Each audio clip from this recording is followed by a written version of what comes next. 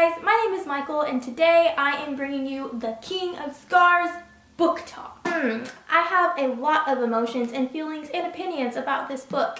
So, yeah. So much went down and I'm still trying to process that ending.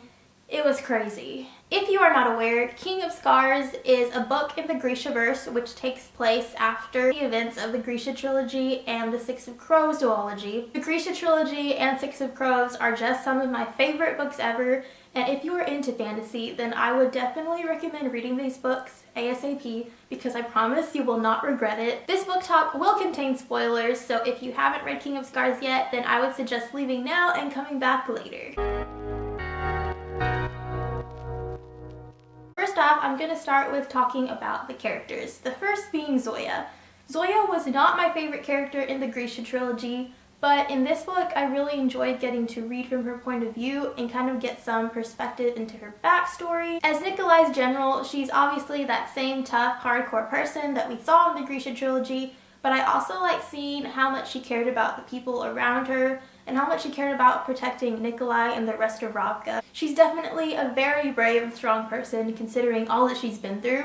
And speaking of Zoya, I know people are going to want me to talk about who I ship her with and all that kind of stuff, but I will get to that later. It's clear in this book that Zoya is still trying to deal with the trauma of some of the things that happened during the Grisha trilogy, and memories of the war and what the Darkling did to her and her friends are still very much present in her mind. I think her whole backstory helps us understand why she is so guarded and why it's hard for her to trust people, and especially that story where we find out that her mother almost married her off when she was a child, and just how desperate she was to gain the attention of her mother and to do whatever it took to please her. So next let's get to Nina. Nina is on a mission away from Ravka and Ferda with Adric and I forgot the name of that other girl she was with. But they are on a mission mainly to recruit Grisha and bring them to Ravka. One of Nina's main arcs was overcoming grief and the loss that she was dealing with from Mattias's death. And while I did enjoy reading about that, I thought it was also kind of weird how fast she got over him. And like once she buried him, we never really heard anything more about Mattias through the rest of the book. I do like Nina, but I found that her chapters were a little less interesting than what was going on with the rest of the crew in Ravka.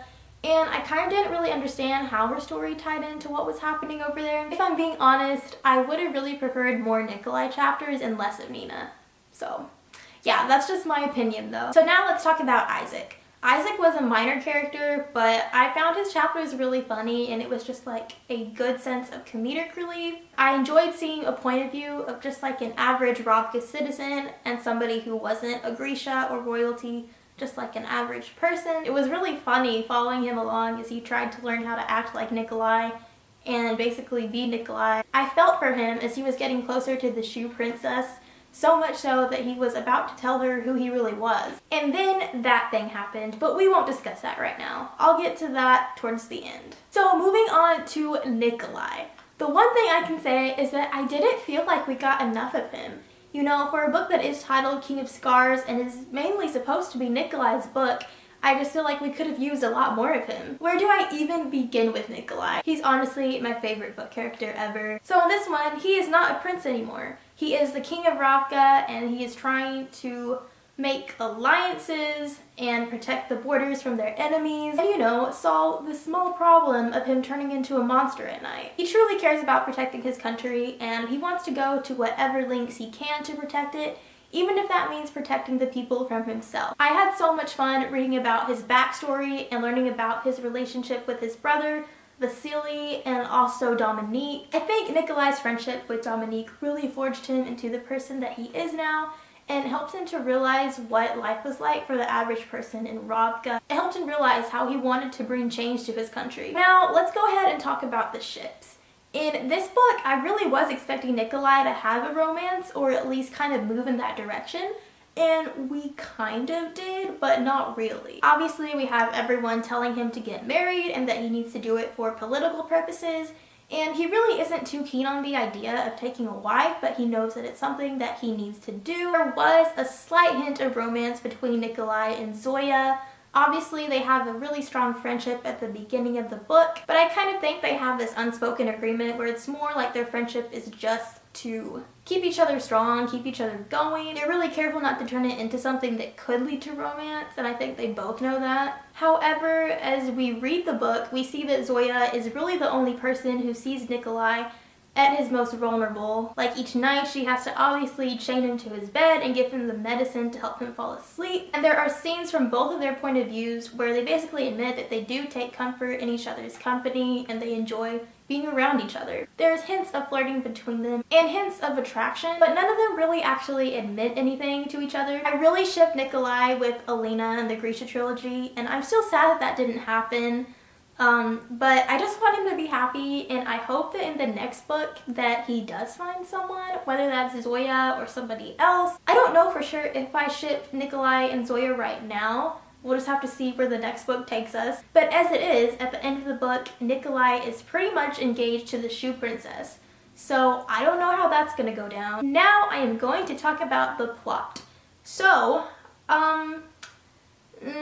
I love the way the book started off. It had great suspense, and it felt like I was watching this movie in my head. Obviously, the main plot is that we need to figure out how to stop this monster that Nikolai is turning into, and we need to find the cure for him. We end up meeting this crazy monk, Yuri, who believes that the Darkling is coming back. So the scene where Nikolai turns into a monster, and then he flies away, and he's like on top of the bell tower, or whatever that was, and then he speaks to Zoya in the Darkling's voice.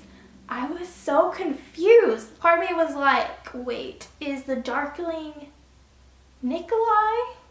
Or like Nikolai's monster? Like, what's going on here? Anyway, well, Nikolai, Zoya, Yuri, and the twins are trying to find this cure, and they go in search of a thornwood to perform this ritual that will hopefully cure him. Nina is still in Fjerda doing whatever it is that she does. She's basically trying to solve this suspicious business at the factory and figure out what's going on there. Also helping Han, I don't know how you say her name, to use her Grisha powers. So like I said before, Nina's story wasn't exactly boring. I just don't really see the point of it and how it tied into Nikolai or anything going on in Ravka at all. I would have either rather more Nikolai chapters or have Nina come to Ravka so we could see her interact with the rest of the crew, but it doesn't look like Nina's coming back to Ravka anytime soon, because at the end of the book she decides to stay in Fjerda with Han. So yeah, it just doesn't look like that's gonna happen. Anyway, back to Nikolai and Zoya. So kind of toward the half point, we get to the fold again, and that was really interesting, just seeing how the fold had changed since the Grisha trilogy, and basically it's completely different now. It's just like this wide, barren landscape of sand, basically. This was where things got really weird. So all of a sudden, like, the saints appear out of nowhere, and suddenly there's a castle in the sky, and a dragon, and this weird shape-shifting monster man type of thing. Don't even get me started. I did not know what was going on. I was so confused, and it felt like I was reading a different book. So then Elisaveta and the other saints talk to Nikolai and Zoya. Elisaveta helps Nikolai prepare for the Thornwood ritual, while Grigory helps Zoya kind of hone in her powers. I kind of felt like the whole arc where Zoya grew close to Grigory and also trained with him was very fast-paced, and it just felt kind of forced, that bond that formed between them. This whole time when they're with the saints just felt very random, and I just didn't understand the point. So we actually find out that Elisaveta does not want Nikolai to succeed in this ritual, and she just wants to find a way to get back to the human world and not be trapped in this place anymore. Things go completely wrong with the Thornwood type of deal. I was proud of Nikolai for finally learning to control the monster, but the thing is, the Thornwood didn't even work because it says that he still has the monster with him. We accomplished nothing. I don't get it. Moving on to the last part of the book. I was not expecting the Shoe Princess to actually be a decoy and kill Nikolai, or at least she thought she was killing Nikolai, but it turned out to be Isaac. I liked Isaac, and I was sad that he died. Like I said before, apparently Nikolai is going to marry the Shoe Princess now. But I think at this point I probably would ship Nikolai with Zoya if we could just have a little bit more of like development between them. Let's talk about the plot twist. Oh my gosh, the Darkling is back and my mind is blown. What does this even mean for the rest of the series? Like, I thought he was dead. Lee kind of told us that he was dead, you know? when someone dies, you're supposed to say dead. My first thought was Elena. You know, like, she sacrificed her magic and her powers and so much just to kill the Darkling. And now he's back? I mean, it just felt really random. I think maybe I would have liked it if he had come back in a different way. Or maybe if we had written it with a bit more, I don't know if foreshadowing is the right word. Because I think Lee did kind of foreshadow it, but at the same time it felt very random the way it was just kind of sprung up upon us. My question is, how is Lee going to wrap up everything in the next book? Because this is only supposed to be a duology.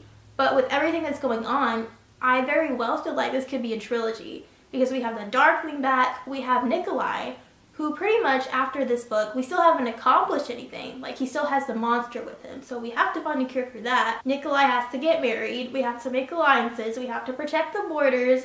I mean, we still have the Judah Parham thing that we learned about from Six of Crows, which really hasn't been explained much. So I'm just really hoping that we'll wrap things up in the next book, or maybe we can get this to be a trilogy so that we can kind of, I don't know, dive in deeper. So what were my overall thoughts about this book? For one, I think I would go ahead and give it 4 stars.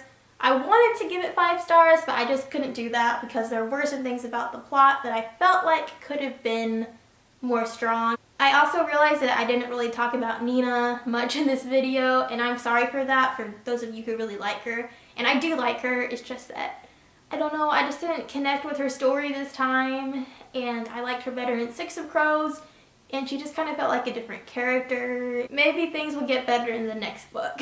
Like I said before, I feel like we could have used more Nikolai, and there just wasn't enough of him. And then the whole Darkling plot twist, I did like, but I think it could have been handled a little bit more differently. Those are pretty much my overall thoughts about this book. I definitely look forward to seeing more of my boy Nikolai in the next book. So yeah, there you have it. That is my book talk for King of Scars.